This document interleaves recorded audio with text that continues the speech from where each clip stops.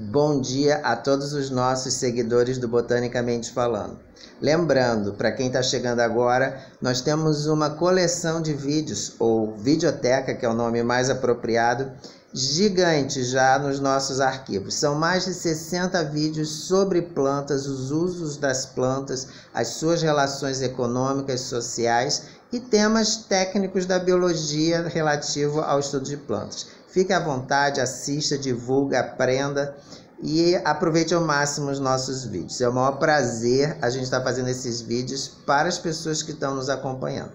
O tema de hoje, na verdade, é para a gente esclarecer alguns termos que são importantes na botânica, especialmente quando a gente trata dos grupos de gimnospermas e as angiospermas. A gente já viu no vídeo anterior que o reino das plantas nós temos os musgos, que são as briófitas, as pteridófitas, que são as samambaias e avencas, e as gimnospermas, por exemplo, os pinheiros e a araucária, e as angiospermas, que é a maior parte das plantas que tem tudo que produz fruto.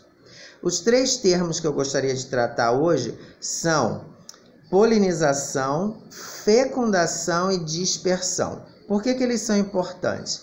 Planta, como todo mundo sabe, ou se não sabe, vai lembrar agora, planta não se mexe. Então, para que ocorra a fecundação, ou seja, o gameta masculino se encontrar com o gameta feminino, ou seja, pensando na nossa situação, o espermatozoide encontrar o óvulo, as plantas precisam de alguma coisa para ajudá-las a fazer isso. Elas não são como os animais, em que o macho ou a fêmea, um encontra o outro, formam um par, acasalam e produzem descendentes. Nas plantas, como elas não se mexem, elas precisam de alguma ajuda para que esse fenômeno, que é o que a gente chama de fecundação, o encontro dos dois gametas masculinos e femininos ocorra. Mas como que vai acontecer isso se as plantas não conseguem se mexer? Então esse é o processo que a gente chama de polinização. É a saída do grão de pólen de uma planta, da parte masculina da planta, para encontrar a parte feminina da planta, ou seja, para que isso ocorra a fecundação. Então o primeiro conceito que a gente tem é o termo fecundação, que a gente já está sabendo, entendeu agora, que fecundação é quando o gameta masculino se reúne ao gameta feminino. Para as plantas é importante que tenha um agente que facilite isso. As briófitas e pteridófitas, essa reunião dos gametas é viabilizada pela água. Nas gimnospermas e nas angiospermas, a independência da água é muito maior para que ocorra a fecundação. Então, os gametas eles estão dentro de uma cápsula que é chamada grão de pólen. Esse grão de pólen ele precisa ser levado, ele tem que sair da parte masculina da flor, que é chamado de androceu, tem que sair da parte masculina da flor para encontrar a parte feminina da flor, que é o gineceu, onde estão os óvulos. Então esse caminho ele tem que ser viabilizado de alguma maneira. A polinização ela pode ocorrer com auxílio do vento, ou com auxílio de animais, ou também com auxílio da água. A gente usa um termo específico quando trata de polinização, que é o termo filia. Então, quando é o vento que ajuda ao gameta masculino, que está no grão de pólen, chegar até a parte feminina da flor, a gente chama de anemofilia. Anemo de vento, filia da polinização. Se isso é feito por um animal, a gente chama de zoofilia. Zoo de animal, filia da polinização. Pela água, hidrofilia. É muito comum a polinização e muito importante a polinização feita por abelhas. É um dos agentes mais importantes na polinização. Mas a polinização também é feita por pássaros, por morcegos e por diversos insetos. No caso específico dos insetos, a gente chama de entomofilia. Dos pássaros, por exemplo, a gente chama de ornitofilia. E no caso dos morcegos, quiropterofilia. Cada termo de origem grega ou latina se refere a um determinado agente, que pode ser biótico, como os animais, ou abiótico, como a água, ou o ar, ou o vento. Importante a gente falar que esses agentes polinizadores permitem que o processo ocorra, a fecundação, e aí vai ter a produção de frutos. A polinização é extremamente importante na produção agrícola, daquelas plantas que dependem de um agente polinizador para produzir frutos. Algumas espécies elas são o que a gente chama de anemófilas. A polinização é feita pelo vento. É o caso do milho. Mas outras espécies elas dependem, para que ocorra a fecundação e a produção dos frutos, elas dependem de um agente, de algum organismo que faça a polinização, como por exemplo a goiaba. Para a gente ter uma goiaba, a gente precisa que o pólen, que tá, o gameta masculino que está no pólen, ele chega até a parte feminina da flor.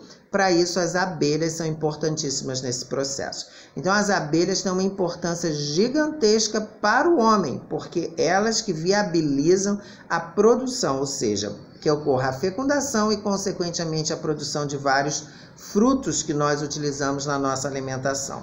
Então, são dois processos diferentes. A polinização e a fecundação. Primeiro tem que ter a polinização para que então ocorra a fecundação. Desculpa. O nosso último processo que eu gostaria de chamar a atenção é a dispersão. A dispersão ela se trata então quando aquele novo indivíduo ele já está formado dentro do fruto, ou no caso das gimnospermas, quando não tem fruto, somente a semente. Então a dispersão é esse indivíduo, esse filhote, ser levado para longe da planta-mãe. Como planta não se mexe, nunca esqueça disso, alguma coisa tem que ajudar a levar essa semente ou fruto, que dentro estão as sementes, para longe da planta-mãe. E que assim vá conquistando outros ambientes. Esse processo na semente, no fruto, a gente chama de dispersão. Então, para a polinização, a gente usa o termo filia. E a fecundação e depois a dispersão, que a gente vai usar o termo coria. Quando essa dispersão é feita pelo vento, não sei quem que já pegou uma estrutura, uma planta que a gente sopra, aí saem aqueles pedaços voando. Na verdade, aqueles pedacinhos são microfrutos que são levados pelo vento. Para dispersão, a gente usa o termo coria. Se ela é feita pelo vento, a gente chama de anemo, vento, coria, anemocoria. Se ela é feita por um animal, a gente chama de zoocoria. Da mesma forma que para a polinização, a gente pode ter termos específicos dependendo do tipo de animal que faz a dispersão.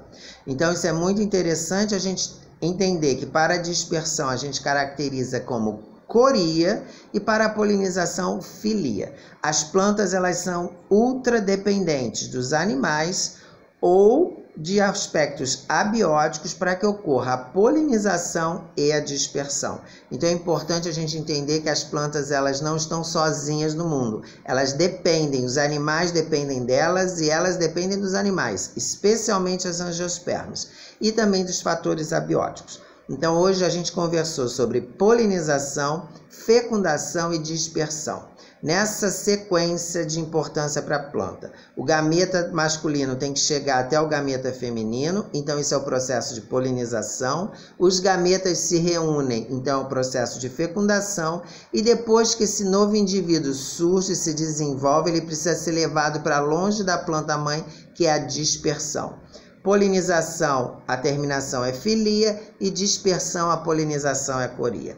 Então a gente vai dar outros exemplos durante os próximos vídeos falando de polinização e dispersão nas plantas, especialmente as angiospermas. Um forte abraço para vocês e até o nosso próximo vídeo.